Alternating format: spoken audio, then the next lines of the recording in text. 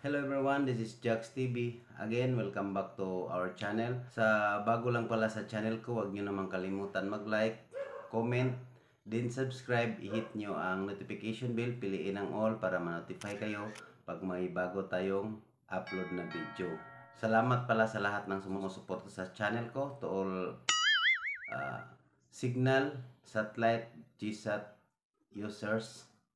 Salamat sa inyong pagtangkilik. Kaya patuloy tayong gumagawa ng video dahil sa mga comment nyo at gawan pa natin ng ibang video. So for today's video, ituturo ko sa inyo in actual kung paano natin gagawin kapag ganun ang nangyari sa box nyo mismo. Okay? Guys, nakita nyo nag-blink itong signal box, no? Walang display. Sa TV, kita nyo, no? Signal. So, i-double check natin.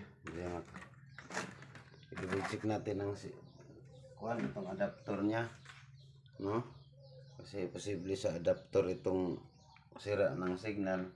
So, palitan natin ito ng adapter ng signal.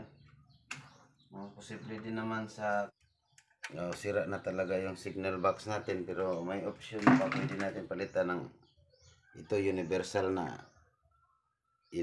na adapter ng signal, no? Subukan natin kasi sayang naman kung bibili tayo ng bago, no?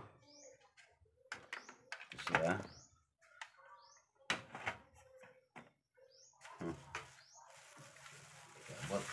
short. Okay. So kung nakita nyo, di ba, nag-light na siya. So posible na dito lang sa adapter ang diferensya. So nakita nyo signal ng TV, o meron na. So yun natin itong signal. Okay, on natin.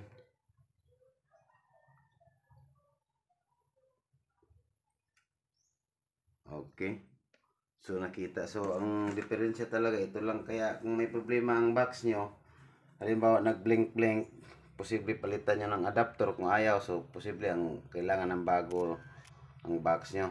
So yun, may palabas na. So ang diferensya ito lang adapter. So madali lang guys, di ba?